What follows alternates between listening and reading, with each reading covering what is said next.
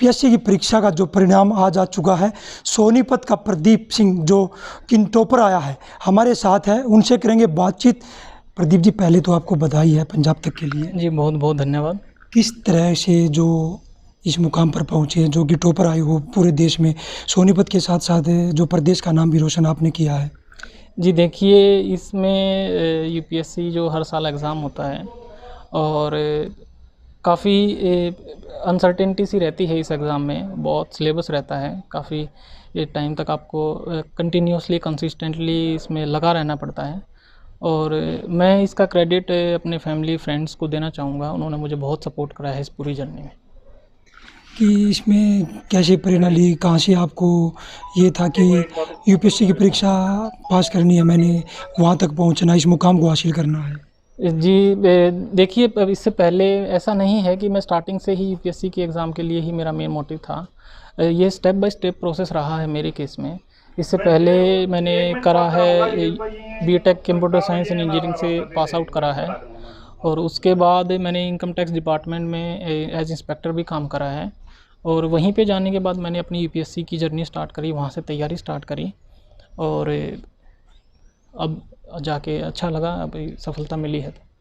क्या कोचिंग लेते थे या घर पे ही बैठकर पढ़ाई करते थे? जी देखिए, जब मैंने तैयारी स्टार्ट करी थी तो मैंने कुछ सब्जेक्ट्स के लिए कोचिंग ली थी, लेकिन अभी पिछले कुछ साल से तो मैं सेल्फ स्टडी ही कर रहा हूँ। अच्छा, अब जैसे यूपीएससी की परीक्षा पास की टॉपर आप बने हो, आगे क्या रणनीति है, किस तरह से काम किया जाए?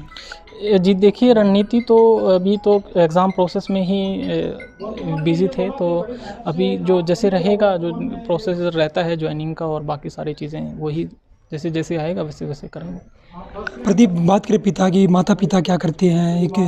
एक गांव के रहने वाले हो आप।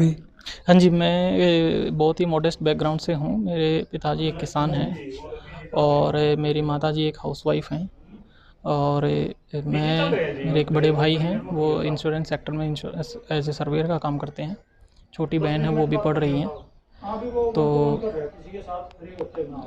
करी है, मेरे फ्रेंड्स ने, मेरी फैमिली ने मेरे को सपोर्ट करा है, यहाँ तक पहुँचे हैं, तो अभी काफ़ी अच्छा लग रहा है।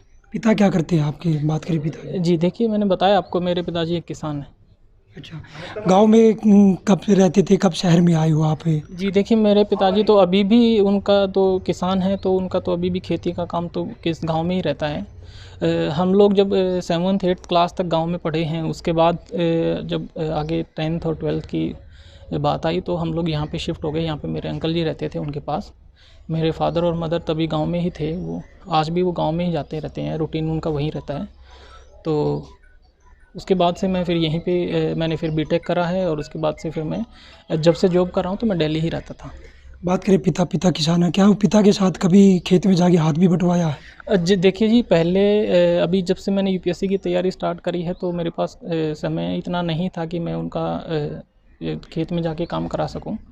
लेकिन जहाँ पे मैं उनको सपोर्ट कर सकता था वहाँ पे मैंने उनको सपोर्ट करने की पूरी कोशिश करी है, करता रहता हूँ।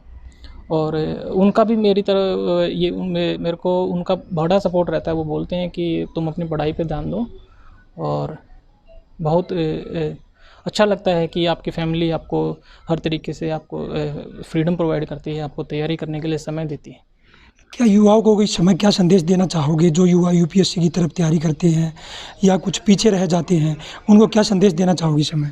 जी देखिए, मैं उनको यही संदेश देना चाहूँगा कि यूपीएससी एक बड़ा अनसर्टेन सा एग्ज़ाम है, तो इसमें आप कभी भी इसमें मायूस ना हो। आपको अगर सफलता नहीं भी मिलती है तब भी आप देखिए, आप मेहनत करिए, डिटर्मिनेशन करिए, अपनी वीकनेस और स्ट्रेंथ को जानिए और कोशिश करिए कि आप उन जो वीकनेस पिछली बार रह गई हैं उनको दूर करने की, तो आपको भी ज़रूर सफलता मिलेगी। ये प्रदीप सिंह थे, इनका कहना है कि मैं किसान का बेटा था और इन्होंने अपने मन में ठानी थी, पिता ने प्रेरणा दी कि आगे बढ़ना है, यूपीएससी क्लियर करनी है, तो ये देश के टॉपर बने हैं। आज परिवार में खुशियां हैं, लोगों का तांता लगा हुआ है। सोनीपत से पवन राठी, पंजाब तक।